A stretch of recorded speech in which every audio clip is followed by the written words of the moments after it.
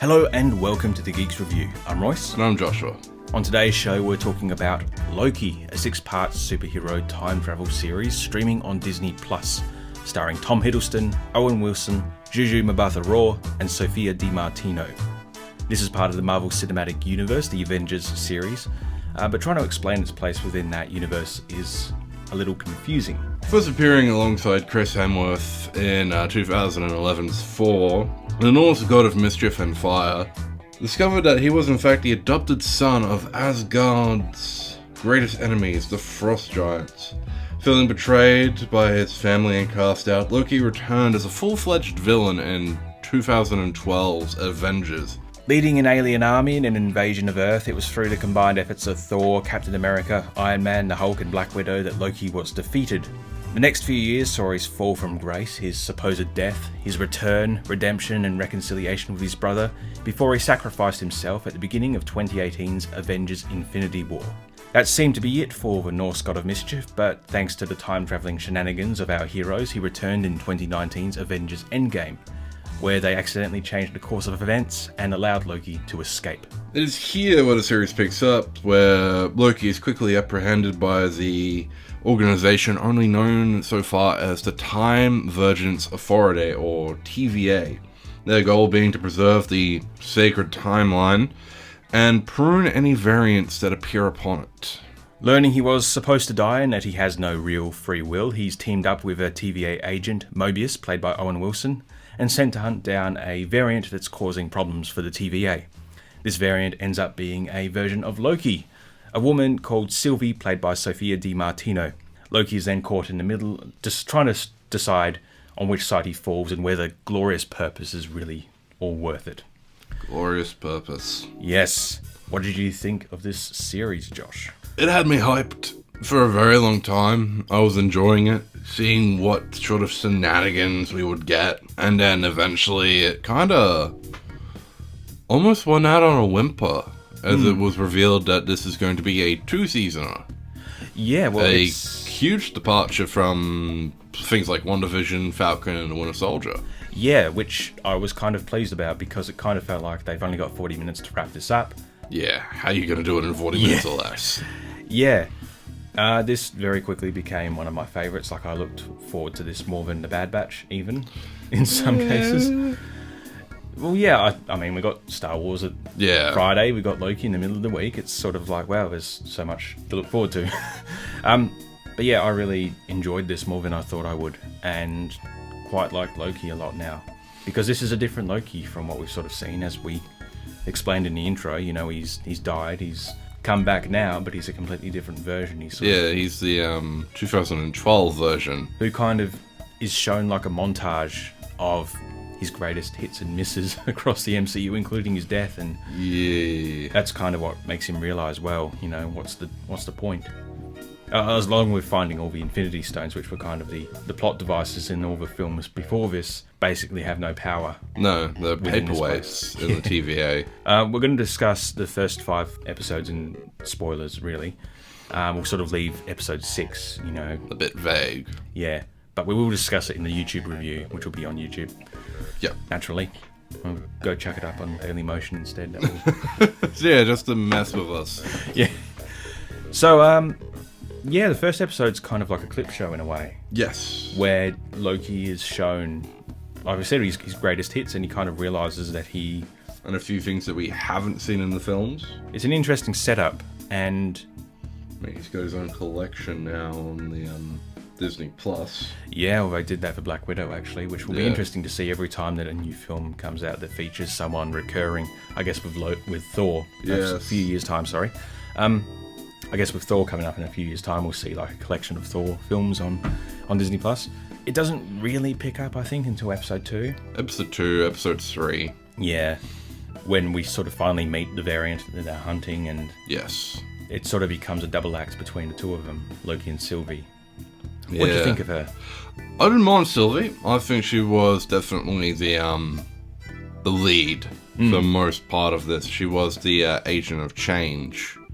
Yeah, if you follow those sort of textbook, you know, definitions of protagonist, antagonist. And because Loki's sort of caught in the middle, and he's really It takes him a while to decide. Faffing about, trying to see if he can't play both sides until the big reveal in, I think it's episode 4. The Timekeepers, yes. The supposed rulers of the TVA aren't all they appear to be. Very Wizard of Oz, hey? Oh, very Oz. Yeah. Episode 3 sees them both stranded. So the idea is these two characters. These two variations of the character. It's tricky to describe. Yeah. There's a lot of lore introduced and, obviously, okay, so things were meant to happen a certain way, and if something doesn't go the way it was supposed to, the TVA show up and trim these variants. So Loki was not supposed to escape. He was supposed to, live out his life and die, as we saw in the films. And we're now following this variant. And the variants can range from the extremes, like what Loki did, to the mundane, like being late for work. Yeah, and people are just kidnapped by this thing and pruned, killed. Yeah. And timeline is just reset. That entire version of reality is changed. It's gone.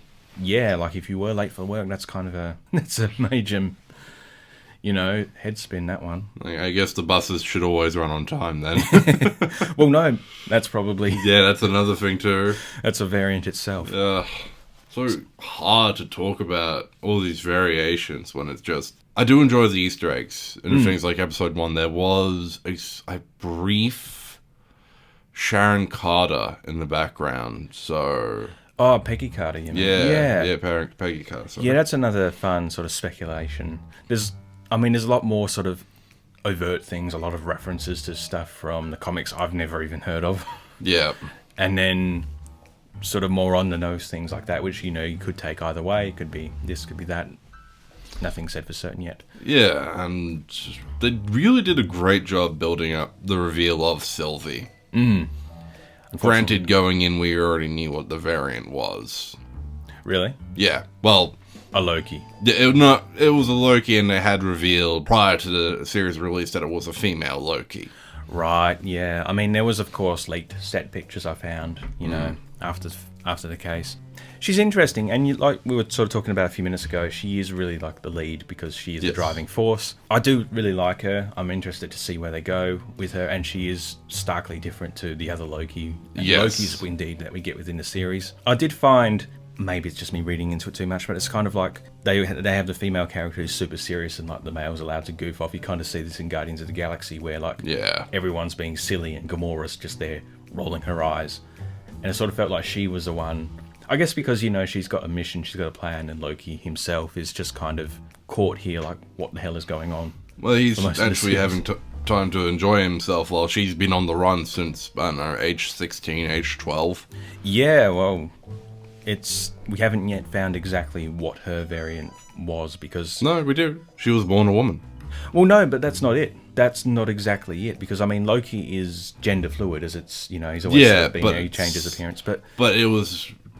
said in the series that because she was born predeterminedly female, that she had to be pruned, not predeterminedly male, an adopted child. She was actually born Odin's daughter. Well, why did they take so long to get around to pruning her then? Running around, escape, pity. There's theories that just goes all over. There is the theory, because when... it sort of comes up later on, Loki, our Loki, the main Loki, is sort of offered, 2012 power. Loki. That'd be a bit easy to say. He's offered power, he's offered complete control, and with her, it's just sort of the chance to have a normal life. And the theory going around is that when we meet her as a child, she's playing like a sort of version of what we would see in Ragnarok, it would seem, but she's playing like a good version of events. Theory being is that she's good of heart and Loki's meant to be, a backstabbing, evil, B-word. Conniving little bastard. Well, yeah, you said it. Yeah, Loki's supposed to be that, and she's not that, and that's sort of what created this, and she's become just this agent of chaos trying to bring the TVA down, and Loki just sort of tags along trying to figure out what's going on. Yes, all the while we've got Owen Wilson doing Owen Wilson. He's surprisingly good, isn't it? Yeah. Surprisingly good. Surprisingly good. I mean, he brings his Wilsoniness to it, but yeah, I definitely didn't groan when I saw him. No, he's really good. Yeah. And I guess, sort of growing up, he was Lightning McQueen. He was nearly in everything for a while. Yeah, do you remember Drillbit Taylor? Yes. Oh my god, yeah. That was a dark one, wasn't it? That was an odd one. Yeah, there was a time where he was just in comedy films and sort of that seemed to be his range. And then there's a movie called Behind Enemy Lines that he was in where he plays a fighter pilot who's shot down behind enemy lines during the Yugoslav war. Oh, and okay. Yeah, the main villain in it looks like Nico Bellic from Grand Theft Auto. But yeah, cousin, let's go bowling. Pretty much, yes. I can't talk right now, Roman. I'm in the middle of something. So Owen Wilson plays this guy, right? Yeah. What's this, FPS Russia? Owen Wilson plays this guy, and yeah, it was like quite a dramatic role in comparison to like all the comedy films you saw him in. And then this, Mobius, in Loki, which we're talking about. Yes. Yeah, really good, I thought. They're very. A lot of them bring their A game. Even the surprising choice of Richard E. Grant. Yeah. In episode 4-5. Yeah, he's great. Yeah, it's the older Loki. And he's dressed as like the classic Loki, classic comic book. Apparently there was a muscle suit that he was disappointed that he didn't get to wear. Because it's just Richard E. Grant. Yep. Before this, I kind of thought, like, well, what if this is, the whole multiverse theory with comics? This is actually the original Loki from the comics, but there's no telling exactly. It seems like he's just another version upon what Tom Hiddleston's Loki is. It just was a slightly better fashion sense, except for helmets. A friend of mine mentioned, what if he was like, because he says he escapes to a planet. What if he'd like put on a play for himself and he was like playing himself, wearing this ridiculous costume, and he gets pruned. Gosh, I was so close to delivering my final monologue. Glorious purpose ripped from me once more. It's my Richard E. Grant. Alligator Loki. Alligator Loki, yeah. Boastful Loki, Kid Loki, Mayor Loki. Who was actually from a comics, or not Mayor, President Loki. President Loki, yes. It was from a comics series released in the run-up to 2016. Yes. Which was still too close for me to have any interest in reading. Yeah. There's just a lot of wacky imagery within this series, Loki. There is. And the plot's sort of basic. I mean, Loki makes a decision he wasn't supposed to. He gets picked up by the TVA, found out he was supposed to die a certain way. And they rope him along to catch this evil variant of himself. Which is Sylvie, who, was screwed over by the TVA and has been trying to bring it down for years. And she's been hiding in apocalypses, because that's kind of a point within the timeline where things go so crazy. That it's going to go kaboomy anyway, so why not? Yeah, she can just exist there and her existence doesn't impact upon, what was supposed to happen. And then when they finally meet, he decides to follow her, as it turns out, trying to stop her. And they end up in an apocalypse in the future on a planet that's about to be destroyed. Lamentis. Yeah. A lot of hate towards that episode for some reason. What did you think of it? I'm a bit on the fence with it. Granted, it was a slow episode, but it did give us time to build a rapport between these two characters. Exactly, yeah. I think a lot of people just said it's filler, and I thought, well, no, you wouldn't. In a 6-episode season, there is no filler. No. I mean, you wouldn't care who any of these characters were if you didn't have that time spent with them. Yeah.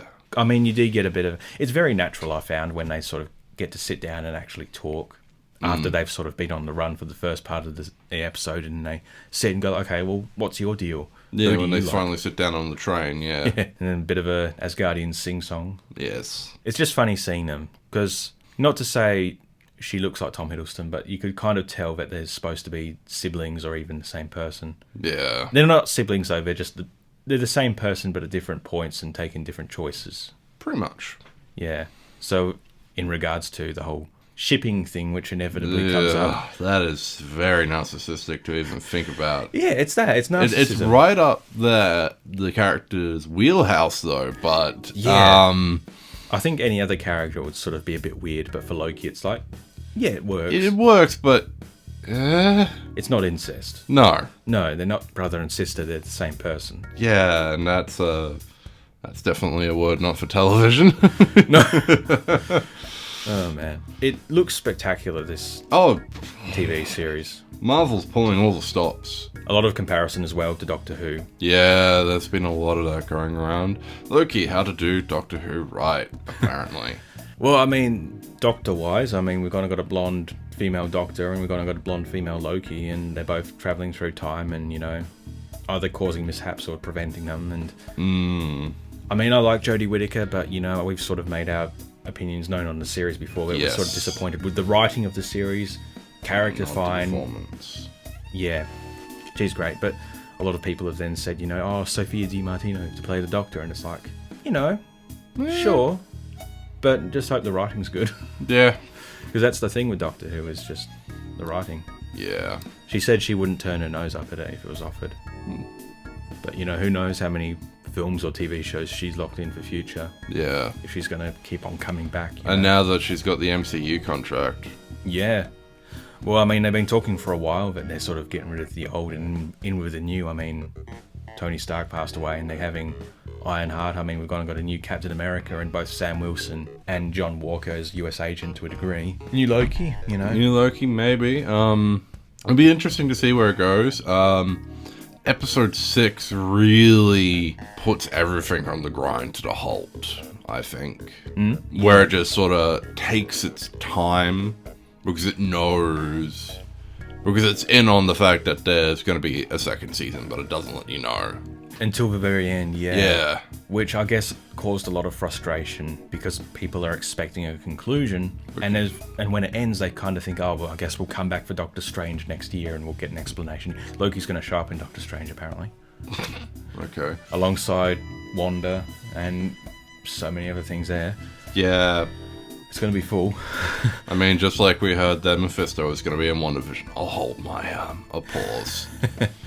Yeah, but we thought that was going to be the case, and then it goes, nope, Series 2. So that's nice that it's sort of going to be nice and contained within the one show. It'll be interesting to see now that we have a villain I've been waiting for a very long time to finally pop up. Granted, they didn't mention him by name. Yeah, based upon names that were said, it's not him, but it is him. Variants. You know, alternate versions. I think everyone kind of assumed that was going to go the way it did, but not exactly the way. But they assumed he was going to show up. Yeah, everyone was saying, "Well, it's going to be him." And I went into that episode, the final episode of season 1, thinking, "All right, if it's not him, I'm going to be severely disappointed and probably going to stay off Marvel for a little bit, because you roped yourself into a corner." With the giant gas cloud dog that eats things from time and space that have been pruned, which was his pet in the comics.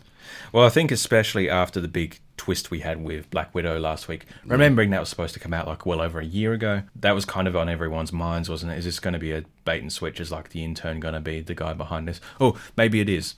We won't say. Nah, maybe. Yeah, but no, this is when radio. It finally reveals He Who Remains. Yeah.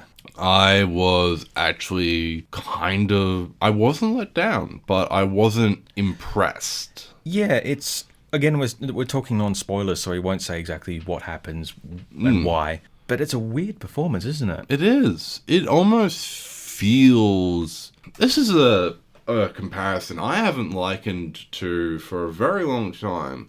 I used to be a very avid Dragon Ball fan. Why did I know you were going to say Dragon Ball? That's really weird. I don't know. But yeah, go on. In the original series of Dragon Ball, not Dragon Ball Z, there was a character known as Kami, the Guardian of Earth. And the Guardian of Earth is allowed to, live for an exponentially long time, can't interact with the world, has to pretty much keep the peace, much like He Who Remains is doing. But when it finally came time to where he found a worthy successor, he pretty much acted almost like how the performance we got was like, I want you to take the job. Let me just find a corner, crawl over, and die. Yeah, so sort of that kind of wacky, Yeah. Because it is wacky. It is. Especially, it definitely is the part of someone who has been in... Well, he's been alone for so long. Yeah. Talking to that bloody clock. That clock ghost hologram AI thing. Voiced by Tara Strong. I mean, Grant, I did not see that coming, but good performance. Tara Strong's always good, and this clock is a very effective villain, but oh my gosh, I'm not too sure if I'm annoyed or grated or just creeped out by it, but I guess that's kind of what they were going for. Yeah. With her. Yeah. It's when he's jumping on the table, it's sort of like we've never seen something like this within this series. With someone with so much energy that's so muted. Yeah. I guess, you bum around at the end of time for however many years and you go a bit nutty. I mean, I almost likened him to the Grand Master in a way. But at least there's a bit more of a weirdness to him, where here it's muted. It does feel a bit muted, but there is that energy to him. Well, with the Grand Master, I mean, you got Jeff Goldblum. It's Goldblum is, but yeah. It's an agent of chaos itself. I was watching and I was fascinated, and I'm really interested to see, based upon what they've done with the character, he's going to be back. Yes, I mean, it is revealed that he's going to be involved in Quantum Mania, the next Ant-Man and the Wasp film. Which feels rather strange. Because, I mean, based upon what we've seen for Ant-Man and the Wasp so far, they've been quite low-tier, sort of, low-stakes villains. Yeah, I mean, Yellow heroes, Jacket, Ghost. Walton Goggins' character. Yeah. Walton Goggins, just says Walton Goggins. Yeah. Yeah, it's going to be interesting. And I guess it gives them a chance to go like, well, this is how audience responded to this character. Let's change it up for the next one. And obviously, in regards to variants, you can play it so many other ways. Exactly. And very tied into properties which haven't been explored yet. Well, from what I'm taking away from this is, with the ending that we got in episode 6, it is setting up movies like Multiverse of Madness and Quantum Mania. Yeah, I guess after Thanos, everyone was kind of like, well, what's next? Yeah, what's the next big world ender? Well, it's definitely not the Beyonder. Time, reality itself is, kind of beyond what Thanos was even capable of. I mean, they kind of went whole hog with Thanos and kind of skipped over villains like Galactus. Granted, they probably didn't have the rights to Galactus. Well, I mean, if a World Eater showed up now, it'd still be a big deal. It would. And just like, no, not again. It's like in Doctor Who for those first few years where it's like the Cybermen invade. Oh, the Daleks are back for their yearly attack. Yeah, it's that time of year, is it, folks? All right, bunkers. Oh, no, we're now teleported to the other side of the universe. Yeah. Now what? Now what do we do? But Loki. Loki. Very Doctor Who-ish. Not a setup for stuff to come. Like, we had to do the description at the beginning because it's sort of, there's so much leading up to this, even though it does. There's so little. It's mostly just Loki himself. Yeah. Because, I mean, it is wholly original, and you could say someone you could watch this, but Loki is such like a lynch. I mean, it's obviously his series. Yes. But he's so central, you kind of had to have had that 10 years of knowledge to sort of... You kind of have to almost machete order the Marvel films. Just watch the Thor stuff, the Avengers stuff, all the big stuff that he's in. Thor, Avengers, Thor the Dark World, Ragnarok, Infinity War, Endgame. And yeah. It's wacky that he went missing for so long. Like, we last saw him in the Dark World and then he didn't show up for like 4 years until Ragnarok. At which point he was like completely sort of retooled. You know, he was injected with the Taika Waititi kind of energy and totally reinvented him. A better glorious purpose, I think. How do you feel about this Loki? Because it is different to what we've seen, like the evil Loki in the first few films, the wacky Loki in the later films. Well, this is definitely evil Loki who's had the rug pulled out from under him and he realizes, is there purpose? Yeah, is there a purpose? Which is the same thing that Richard E. Grant's Loki realized, but it took him even longer. With Richard E. Grant's character, it was the fan theory they had with Loki for so long that he projected himself and faked his death. Whereas I guess, the canon Loki's kind of like, I feel such a fool now. I could have done that and gotten away with it. I could have lived many years. Yeah. Because that seems like such a Loki thing to do. That's why people were so insistent it was going to happen, but it didn't. It was like Loki actually got himself killed at the beginning of Infinity War. I mean, the fact that he went on to become the elderly Richard E. Grant suggests that he got away with it for a long time and he was escaping the TVA. Well, he did say that he managed to lay low on a planet for a long time. And then when loneliness finally set in, that's when they got him. It's one of those things like with Sylvie, where it's like, is it something that's immediately happened? Like, you were late for your bus. You've committed crimes against a secret timeline. They show up and they zap you. Halt! You've broken the law. You violated the law. You would pay for your crimes. I feel like the inconsistencies, though, are down to the TVA themselves. Like, it's kind of intentional.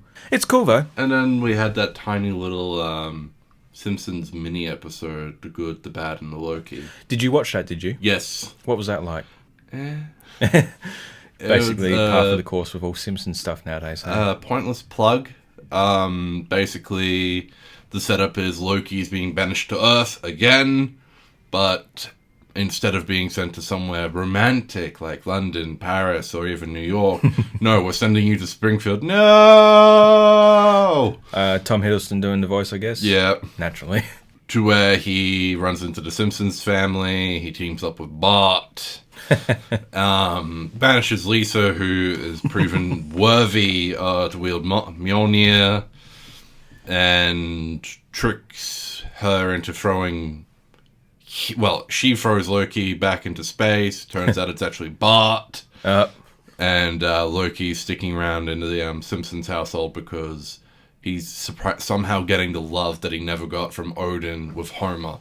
Right, okay. And then we get a bunch of little mini short, him running Moe's bar, recreation of the puny god scene with him and Ralph instead. You're not nice. Privacy, please. And that's on Disney Plus as well. That's on Disney Plus as well. Very short episode. It's odd, but it's interesting, and it really throws me off how Americans say Asgard because they say Asgard. Is that brought up as like a joke, or...? No, it's how they say it in the beginning of the thing. It's crimes against you have committed against Asgard. It's Asgard. It's Asgard. It's like Australia. They say like Australia. Yeah. Or like that. Or the Aussies. Yeah. It's well, not to go on about language, but it's interesting how, they spell the word mum with an O. Yes. But they pronounce the O like an R, so it makes sense. It's not mom. They say mom. Or mom, sorry. They say mum. Yeah. Or mum, it's how they pronounce it. It's Australia, Asgard. It's weird. I am burdened with glorious purpose. Purpose. Yeah, it's interesting. There's a lot of odd crossovers. I guess now they've got The Simpsons, they're just like, hey. Well, and there's actually a moment where they stop and take a few minutes. And they've got all these Simpsons crossovered characters with Marvel superheroes, and there's Rainier Wolfcastle as the classic Ant-Man costume with a sign reading up, "This is what happens when Disney owns everything."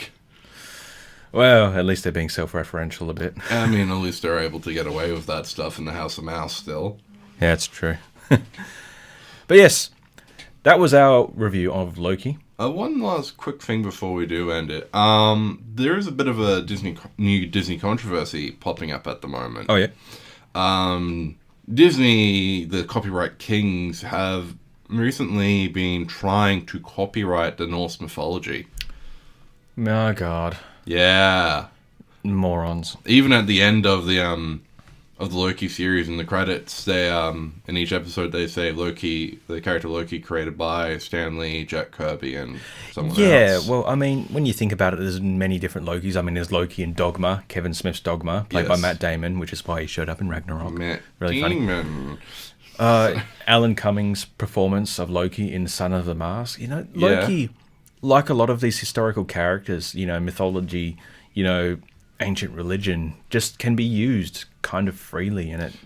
What gets my goat is when Disney tries to come in and say, we want that now. Yeah. Okay, thanks, bye. I mean, a lot of people fling stuff at Disney, and it's the way I look at it is like, they're not directly responsible for the Avengers, Star Wars. It's they're sort of the ones with the money.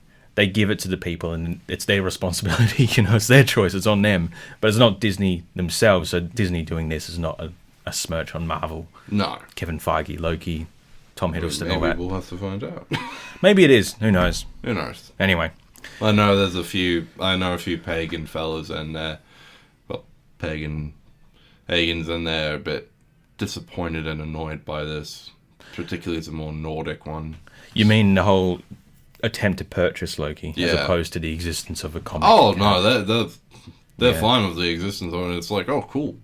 Yeah, how can you do that? Honestly, it's an idea. Yeah. Well, I mean, they're all ideas, aren't they? It's a stupid thing to say. I guess someone needs to go back and tell the Swedes, you gotta invent copyright, guys. Yeah. Invent copyright in the 11th century. I'll try telling that to, I don't know, Ragnar the Red. That's Skyrim as well. Anyway, Yeah. that's been our review of the TV series Loki, as well as a bit of a little talk about the Simpsons Loki tie-in. Yes. We'll be back next week. G.I. Joe, maybe. Maybe. We shall see.